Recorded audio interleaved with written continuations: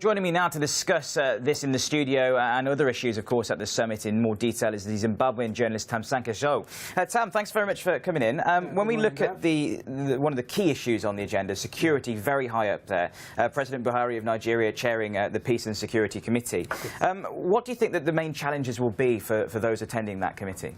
The main challenges will be the expectations, because the security question now is becoming an international one. So whether President Buhari will be able to deal with Boko Haram is a big question.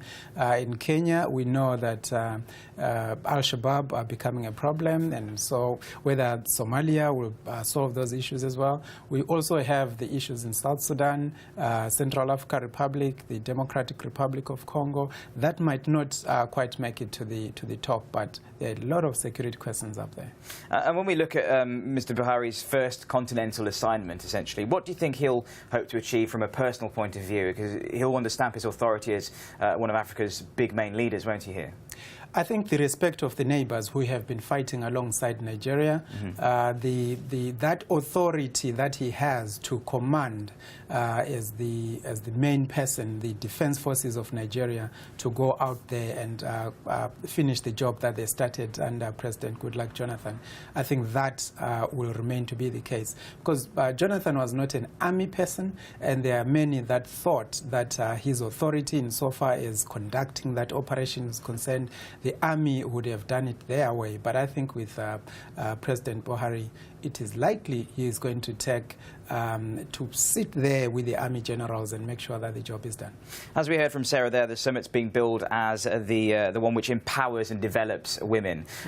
How much do you think African countries need to look at the issues to do with gender empowerment within the countries of the continent? Angelina Jolie came out and said that rape should not be used as a weapon of warfare now, and that women need to be empowered across the country, and domestic violence is still an issue in many countries across Africa. Do you think that more needs to be done across the continent? I think you've just pointed out a fact that a lot of African women would point out. It's Angelina Jolie speaking on behalf of African women, when we have so many African women who have both experienced the issues she's talking about, who can authoritatively talk about it, and those that are in positions of power to be able to articulate the issues. And I think this has been a long-standing problem for Africa, where Africans say, well, they have problems, but they see people outside the continent as taking that agenda for them.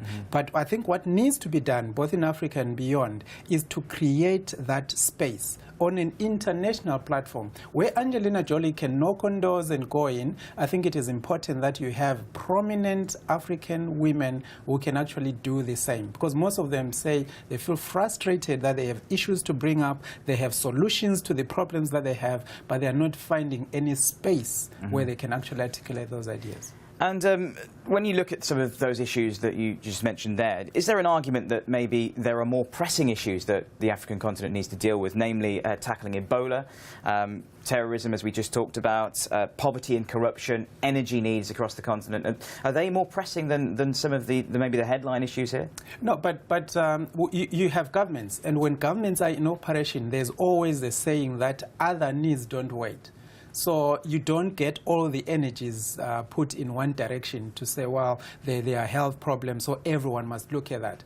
The issues of women, the issues of child labor, the issues of poverty in other areas, education, whatever else it might be. And the migrants issue as well. Yes, you have ministers and other portfolios and people responsible for those ministries. They don't sit and say, well, they have no job because there is Ebola. Of course, there will be a lot of national channels and emergency committees. It's like in the West, if there is Cobra or any other thing that is going on, it doesn't mean that everything else stops. So, I mean, the African people, the reports that we get on the ground are that the needs of those that are on the sidelines should not be ignored simply because there's something that is headline going on. And just on a side note, an interesting development has come out of a meeting on the 15th of May from the Attorneys General and Ministers of Development and Justice for the East African African communities.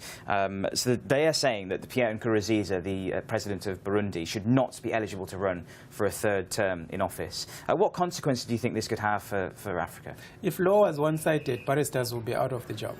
What happens is they are making an interpretation of what they believe is the Burundian law. And the court in Burundi has already said that he is eligible to run. So you have a problem. But it's not so much of a problem, it's a legal interpretation. But what they are seeking to do is to negotiate a political settlement.